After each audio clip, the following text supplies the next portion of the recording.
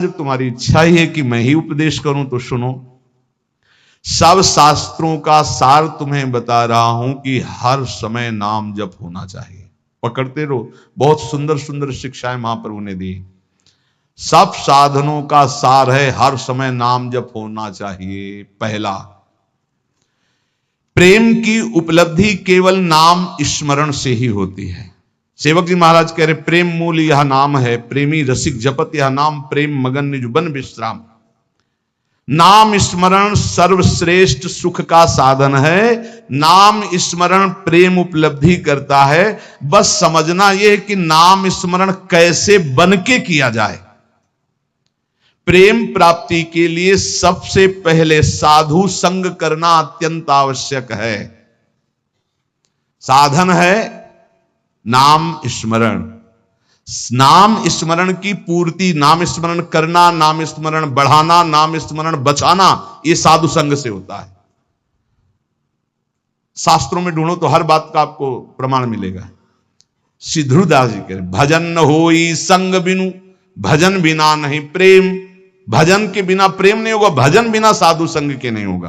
तो बोले साधन को हरि भजन है, कै सत्संग सहाय। साधु संग सहायता करता है भजन करने में, भजन बढ़ाने में, भजन पचाने में। साधु संग सबसे पहला कर्तव्य है भगवत प्राप्ति का कि साधु संग करे। साधु संग से नाम कीर्तन, सत्संग, भगवत लीलाओं का कथन श्रवण, नाम जप, ये साधन प्राप्त होने लगते हैं। जंतुर, कलावा, भस्म, राख, एक को बात नहीं कही, नहीं। साधु संग से नाम कीर्तन, सत्संग, भगवत लीलाओं का कथन श्रवण और नाम जप, ये प्राप्त होता है। पकड़ो, यह है साधु संग। इन्हीं जो साधन बताए, साधु संग से इन्हीं साधनों को पकड़ना चाहिए। संसारी लोगों से किसी भी तरह का वैरागी का कोई संबंध नहीं होना चाहिए। हमें लगता है आज जो अभी चर्चा शुरू हो रही है, ये वैराग्य बहुत आगे अच्छे उपदेश हैं, ये पकड़ लेना चाहिए, महाप्रभु के उपदेश हैं। विरक्त को चाहिए कि अगर वो एकांत में बैठ करके सोचे कि मेरा कौन, तो पूरा घूमने पर मन को कोई अपना नहीं मिलना चाहिए। गुरु कृपा से आज तक ऐसा ही है। सब श्री जी के हैं, अपना कोई नहीं है। वैरागी को चाहिए कि उसके संबंध के रजिस्टर में एक ही नाम होना चाहिए, हमारे माई श्यामा जू को राज, बस। मेरे तो गिरधर गोपाल दूसरो न कोई। मीरा जी के रजिस्टर संबंध में, रजिस्टर में जो संबंधी है वो कौन है? बोले मेरे तो गिरधर गोपाल दूसरो न कोई। और ये संबंध पुष्ट कैसे होता है? बोले साधु संग से। मीरा जी भी यही कहते हैं, रात दिन संतों का संग करके ये प्रेम बेली जो बोई, तो उस प्रेम बेली में जो अनन्य फल लगा, वो मेरे तो गिरधर गोपाल दूसरों न कोई। दूसरी बात, पहली बात साधु संग करना है। साधु संग किसे कहते हैं? जिसके संग से भजन बढ़ने लगे, भगवत कथा सुनने को मिले, भगवत अनुराग बढ़े, भगवान नाम कीर्तन, भगवत लीला गायन श्रवण, ये साधु संग। तो साधु संग का परहेज क्या है? संसारी पुरुष का कोई भी संबंध नहीं होना चाहिए। अगर तुम्हारे हृदय को ऐसे राउंड लगाकर जांच करना हो तुम्हें, तो देखो तो एक ही जगह निकले कि हमारे माई श्यामाजू को राज। श्यामाजू के सिवा, जैसे महाप्रभु हरिवंश चंद्र जी कह रहे, मेरे प्राणनाथ श्री श्यामा शपथ करो तृण छिए, कसम खा के कहता हूं श्यामाजू के सिवा हमारा कोई नहीं है। ये बात है। अब दूसरी बात है, संसारी लोगों से किसी भी तरह से बात करने का अवसर ना देना। प्रपंच की बातें नहीं। बोधियंता परस्परम का आदेश है भगवान का, मेरी चर्चा करो परस्पर बैठकर। और जहां प्रभु की चर्चा से संसार की तरफ जाने लगे, उठो चल दो। दूसरी आगे की बात, किसी भी वैष्णव को यह नियम पक्का ले लेना चाहिए कि ना किसी की निंदा करेंगे, ना किसी की निंदा सुनेंगे। दिमाग में लिख लो, चाहे रजिस्टर में, बहुत जरूरी है, नहीं तो भजन छीन हो जाएगा। महाप्रभु कह रहे हैं ना किसी की निंदा करेंगे, ना किसी की निंदा सुनेंगे। ये नियम ले लो। बड़े बड़े ऋषियों ने इस बात के लिए सावधान किया है कि दूसरे की निंदा नहीं करनी, दूसरे की निंदा नहीं सुननी। इन बातों का सदा ध्यान रखते हुए बचना कि कभी किसी की निंदा मत कर देना। दूसरों के गुण दोषों का कथन करने वाला उपासक बहुत बुरी तरह भ्रष्ट हो जाता है। यदि कुछ कहना है तो कृष्ण चर्चा करो, भगवत चर्चा करो, कभी किसी की चर्चा मत करो, प्रभु की चर्चा के सिवा, नहीं तो निंदा होने लगेगी, अपराध बन जाएगा। डरो तब सुख हरिवंश गुण नाम रसना रटत और बहुवचन अति दुखदानी। कोई कितना भी अवगुणी हो उसके अवगुणों की चर्चा मत करो। तुम्हें तो अपना हृदय निर्मल करना है। तेरे भावे जो करे भलो बुरो संसार, नारायण तू बैठ के अपनो भवन बुहार। देखो ध्यान से सुनना, चाहे कितना बड़ा कोई ज्ञानी हो, ध्यानी हो, जपी हो, पंडित हो, जहां उसने किसी की भी निंदा का वाक्य मुख से निकाला वहीं पतित हो जाएगा, गिर जाएगा, भ्रष्ट हो जाएगा। निंदा ऐसे होती कि यार वो तो बहुत सुंदर बोलते हैं, ऐसा है वैसा है, अच्छी अच्छी बातें निकलते हैं, पर जो है उनको ऐसे नहीं। वो जहां पर लगाया तो तुम्हारे पर लग गए, उड़ जाओगे। किसी के भी दोष की वार्ता ना करो, एक भी दोष चर्चा ना करो।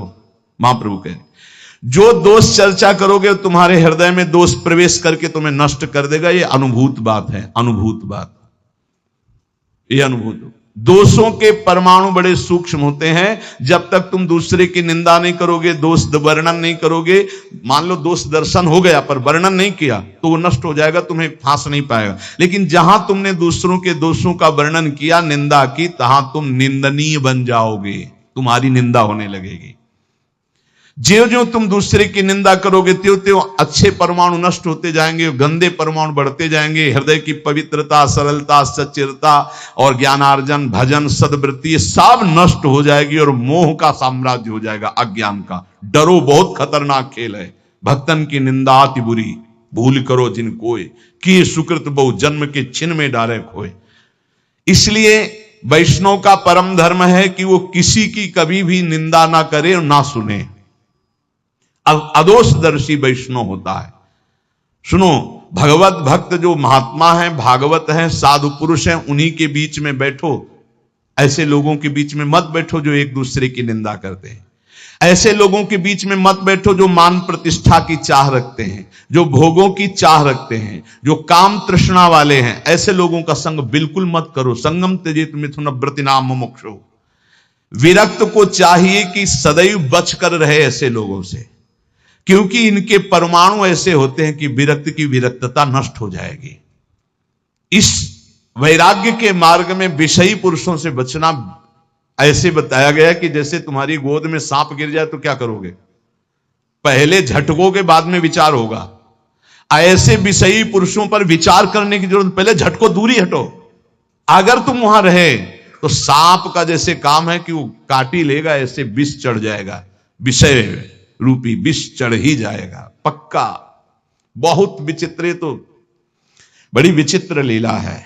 इसलिए विरक्त को निरंतर भगवान नाम जप, भगवत लीला का गायन, भगवत लीला का श्रवण और विषयी पुरुषों के संग का त्याग और दूसरों की निंदा, दोष और इस प्रकार की सुनना, कथन करना, इसका त्याग, ये वैरागी के सुदृढ़ नियम है।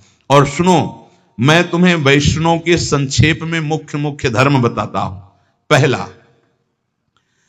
ग्राम्य कथा और भोग कथा एक कभी नहीं देखनी चाहिए, ना सुननी चाहिए। ग्राम्य कथा में सांसारिक बातें, भोग कथा में जो विषय भोगों की। मोबाइल वाले वैष्णवजन सावधान, बिल्कुल ऐसा भयावह मोबाइल है कि अगर आप सावधान न रहे तो नष्ट हो जाएंगे।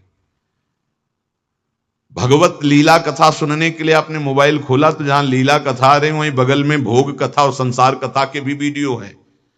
आपने इसे टच किया तो लीला शुरू हो जाएगी और तुम्हारी लीला बिगड़ जाएगी। बहुत संभल कर, बहुत संभल कर। छोटे छोटे बच्चों की वो बुरी दशा हो रही इस मोबाइल के कारण, पर बहुत लाभ भी मोबाइल से है, तो इसलिए लाभ लो, अवगुण का त्याग करो। ग्राम्य कथा सुनना और भोग कथा सुनना मानो अपने वैराग्य की आग लगा लेना है, वैराग्य को नष्ट कर देना है।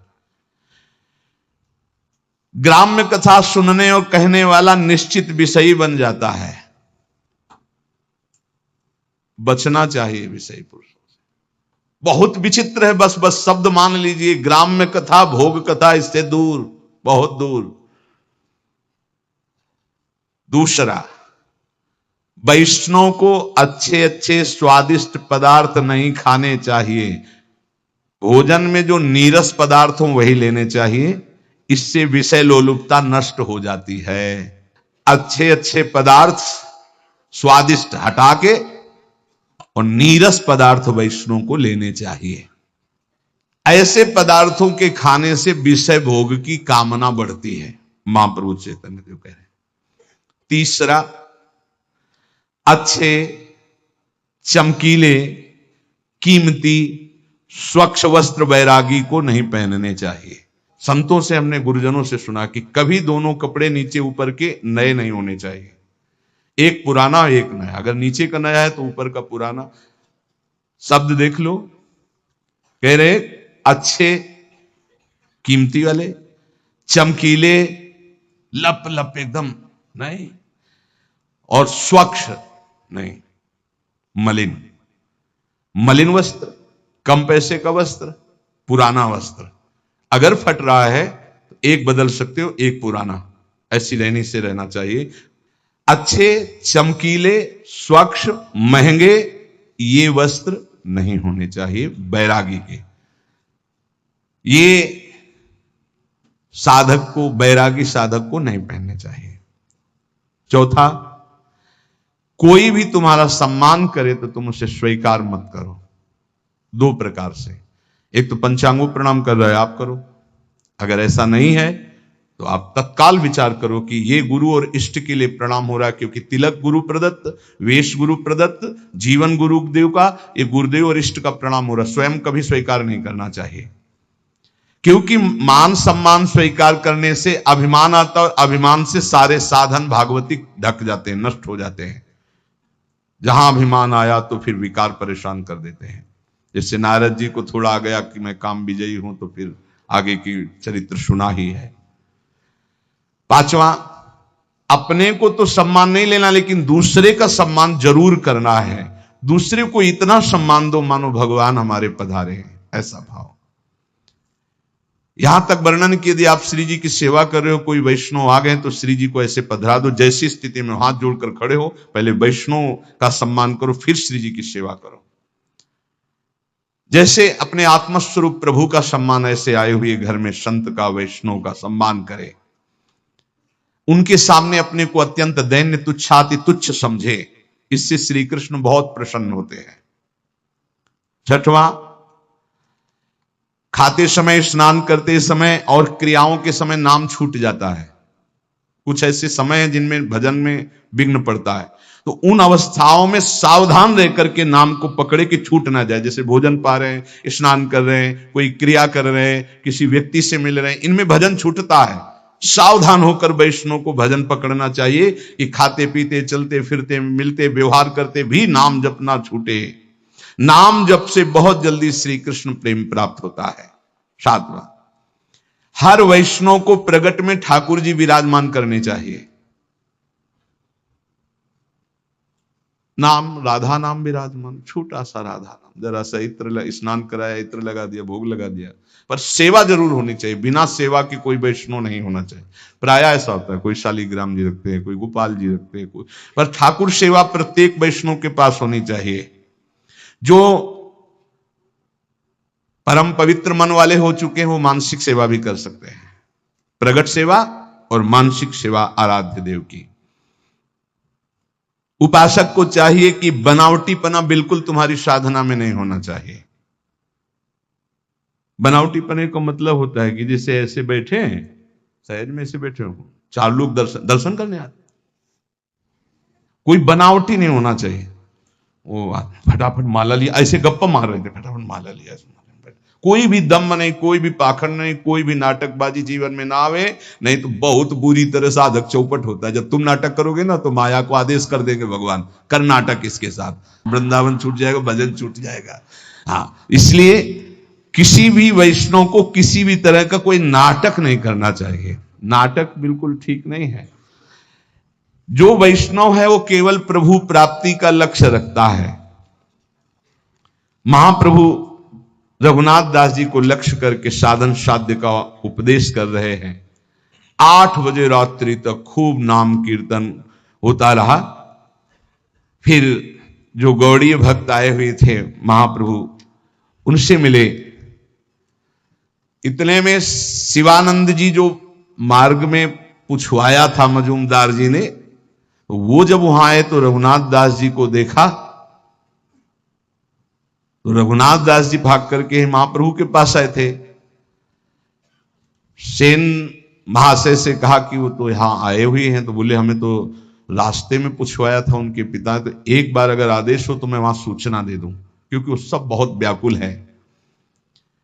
जाकर सिंह पौर के द्वार में देखा तो सबसे पीछे फटी गुदड़ी, शुष्क शरीर हो रहा है और श्री कृष्ण नाम लेते हुए सुप्रवाह करते हुए वो आहरण श्री कृष्ण कीर्तन। उन्होंने विचार किया कि इनसे क्या पूछना कि तुम्हारा सकुशल हो, इनका तो परम सकुशल है। सकुशल तभी माना जाता है जब भगवान का चिंतन होता है। जैसे आजकल लोग पूछते हैं कुशल मंगल, बोले हाँ सब कुशल मंगल, तो कुशल जानते किसे कहते हैं? तब लगी कुशल न जीव कहूं सपने हूं मन विश्राम, जब लगी भजत न राम कहूं शोक धाम तज काम। कुशल तभी माना जाएगा जब आपके मुख में नाम जब चल रहा है, नहीं तो कुशल मंगल नहीं। और मंगल मंगल भवन मंगल हारी, उमा सहित जेहि जपत पुरारी। मंगल भवन भगवान का जो स्वयं उमा सहित भगवान शिव नाम जप करते हैं। यदि नाम जप नहीं हो रहा तो कुशल मंगल नहीं तुम्हारी। और बोले कुशल मंगल, बोले सब कुशल मंगल, परपंच करते हुए कुशल मंगल, नाम जप करते हुए। सेवक ने तत्काल पत्र लिखा, शिवासेन ने पत्र भिजवाया जगन्नाथपुरी से कि आपका पुत्र निश्चिंत रहिए, महाप्रभु की कृपा से यहां विराजमान है, पर जो स्थिति है वो तुम सह नहीं पाओगे। रघुनाथ दास सिंह पौर द्वार पर खड़े होकर भिक्षान जो मिलता है उसी को पाते हैं और किसी से कोई और सुख सुविधा नहीं लेते। जब उनके माता पिता के पास पत्र पहुंचा तो हाय हाय मच गया कि अरबों खरबों की संपत्ति और बेटा भीख मांग रहा है सिंह पौर द्वार पे। माता तो मूर्छित हो गई सुनकर के कि कैसे मेरा रघु जीता होगा। पिता ने अपने पुत्र के लिए तत्काल 4 रसोई नौकर सब 400 स्वर्ण मुद्राएं साथ में, जाओ रोज रसोई बनेगी, अच्छे से अच्छे पदार्थ मेरे रघु को, अगर वो बैरागी बन के रहना चाहता है तो ऐसे रहे। हर माता पिता की ऐसी व्यवस्था। रसोईया जगन्नाथपुरी आया, 400 स्वर्ण मुद्राएं और कई रसोइये कई नौकर। अब सुविधाजनक सुंदर भोजन बनाकर, और सेवक ने कहा कि 400 स्वर्ण मुद्राएं भी लाए हुए रघुनाथ दास जी से कहा आप सुखपूर्वक रहे। रघुनाथ दास जी ने कहा एक भी मुद्रा नहीं। रघुनाथ दास जी ने सोचा जब रसोईया आया है तो ये सुंदर भोग बनाकर महाप्रभु की सेवा हो जाए। महाप्रभु से प्रार्थना की। महाप्रभु ने, उनके पिता परम वैष्णव है ये जानते हुए, थोड़ा प्रसाद स्वीकार किया। पर रघुनाथ दास जी प्रसाद वहीं पाते, सिंहपौर वाला जो मिलता, अपने पिता के द्वारा भेजी हुई सुविधा को नहीं। महाप्रभु की सेवा 8 दिन तक ये रसोईया बनाता। रघुनाथ दास जी ने फिर विचार किया कि महाप्रभु को ये सुख सुविधाएं पसंद नहीं। खुद उपदेश किया था, जब मैंने सब कुछ त्याग दिया है तो फिर मेरा कुछ है ही नहीं, तो मैं क्यों महाप्रभु की सेवा के लिए अपने पिता की संपत्ति का प्रयोग करूं। महाप्रभु तो हमारी प्रसन्नता के लिए स्वीकार करते हैं। 8वें दिन ही कहा रसोईया से अपने सभी उठाओ और वापस हो जाओ। अब वो तो बेचारे सेवक सब वापस कर दिया। आप विचार करो कैसा वैराग्यमय जीवन है। प्रभु ने कहा स्वरूप ठीक किया रघुनाथ ने। ध्यान रखना, ये विषयी लोगों का अन्न खाने से रजोगुण की वृद्धि होती है। उनके धन में ममता के परमाणु रहते हैं। महाप्रभु चैतन्य देव कह रहे हैं, घर वालों के धन में ममता के परमाणु रहते हैं। संसारी लोग कामना शून्य होकर तो अपने जामाता को भी नहीं खिलाते, औरों की तो बात क्या। मलिन बुद्धि वालों का अन्न खाने से कभी कृष्ण नाम जप नहीं होता, कृष्ण नाम कीर्तन नहीं होता और श्री कृष्ण प्रसन्न नहीं होते। जहां तक हो सके इन विषयी पुरुषों के अन्न से बचना चाहिए। रघु ने ठीक किया। आज तक में जो जाता था केवल प्रेम संकोच के कारण जाता था। बड़ा अच्छा किया, बहुत सुंदर किया। रघुनाथ का त्याग और वैराग्य प्रशंसनीय है, महाप्रभु ने कहा। रघुनाथ दास जी ने अब वहां भी मांगने के खड़े होना बंद कर दिया, क्योंकि लोग परिचित हो गए थे कि इतने बड़े धनी मानी के तो स्वादिष्ट स्वादिष्ट पदार्थ खरीद कर रघुनाथ दास जी को देने लगे थे। भिक्षा लेना बंद कर दिया। एक क्षेत्र में जाते जहां अन्न बंटता था, दाल और महाप्रसाद ही बंटता था केवल, तो सायंकाल जाते जो बचा खुचा होता वहां से ले आते थे। महाप्रभु ने कहा रघुनाथ दास अब सिंह पौर पर नहीं खड़ा होता, क्योंकि दर्शन करके आते तो दिखाई नहीं देता, तो कहां से प्रसाद पाता है। तो उनका प्रभु अब वो एक क्षेत्र में जाते हैं और वहां से बचा हुआ दाल और महाप्रसाद ले आते हैं और उसी को पा लेते हैं। प्रभु ने संतुष्टि पूर्वक कहा ये सर्वोत्तम कार्य किया। सिंह द्वार पर भिक्षा की लालसा से हर व्यक्ति का मुख देखने की इच्छा होती कि ये दे दे, शायद ये दे दे। अच्छा किया। महाप्रभु ने जो कहा वो शब्द ये है कि इस तरह से वृत्ति रखना वैश्यावृत्ति कहलाती है। ये व्यक्ति आ रहा कुछ दे देगा, ये व्यक्ति आ रहा कुछ दे देगा, ये व्यक्ति आ रहा है, नहीं। मुख में नाम और चित्त में दूसरे का चिंतन बिल्कुल ठीक नहीं। जिसका नाम उसी का चिंतन। अच्छा किया उसने। एक बार चला जाएगा, क्षेत्र से ले आएगा, भजन करेगा, अच्छा है। स्वरूप गोस्वामी जी रघुनाथ दास जी को बताया कि महाप्रभु ने बहुत अच्छा कहा है। रघुनाथ दास जी ने सोचा फिर कुछ गड़बड़ी है। एक बार हम ये कह रहे थे कि जब गुरुजन प्रशंसा करें तो एकांत में बैठकर तुम रोना कि कोई तुमसे अपराध बन गया क्या कि तुम्हारे गुरुजन प्रशंसा कर रहे हैं। ये बात ध्यान रखना। बहुत प्रवीण थे रघुनाथ दास जी ने सोचा कुछ तो अभी त्रुटि रह गई। फिर रघुनाथ दास जी ने क्षेत्र जाना बंद कर दिया। अब रात में जो महाप्रसाद फेंक दिया जाता जिसे गाय भी नहीं पाती थी, ऐसा उस महाप्रसाद को रात्रि में उठा के लाते जो ऐसे, फिर उसे जल में डाल करके जो सड़े सड़े चावल वो हटा देते, फिर ऐसे इतना बस उतना पाते हैं रात दिन भजन। एक दिन महाप्रभु ने पूछा कि तुम्हारा रघु बहुत दुबला हो गया, तो बोले क्षेत्र से भी त्याग कर दिया भोजन लाना। अब वो महाप्रभु ने कहा इतना सुंदर अमृत अकेले अकेले पता है, अब निमंत्रण नहीं करेगा मेरे को, मुझे जाना पड़ेगा। फटी गुदड़ी के सिवा कोई दूसरा कपड़ा नहीं, एक लंगोटी, फटी गुदड़ी और रात्रि में फेंका हुआ महाप्रसाद जो बिकता नहीं था, जिसको शब्दों से उच्चारण नहीं कर सकते क्योंकि प्रसाद है, जो बिकता नहीं था, जो कोई पा नहीं सकता था, वो तो वहां की गाय आदि वो भी नहीं पाती थी, वो उठा के लाते। तब का ओहो निष्किंचना अवस्था इसी का नाम है। जो जिह्वा को संयम में कर लेता है, जो सहनशील है, जो तितिक्ष है, वही बैरागी है। महाप्रभु ने कहा पेट रूपी गड्ढा केवल पाटना है, बस ये नहीं देखना क्या पा रहे हैं, रूखा सूखा जो मिला, थोड़ा भूख शांति की, फिर नाम जप में लगे हुए हैं। इसमें नहीं लिखा वो सड़ा हुआ कोई कैसे पा सकता है प्रसाद जो गाय भी नहीं पाती थी। महाप्रभु एक दिन गए रात्रि में, जब पता लगा लिया कै बजे पाते हैं,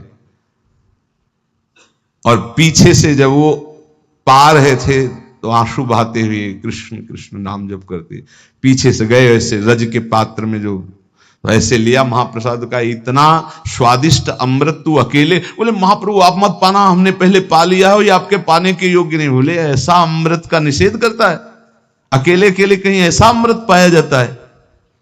महाप्रभु आज मुझे श्री कृष्ण प्रेम प्राप्त होगा, क्योंकि ये रघुनाथ दास जी एकदम हाय हाय करने लगे।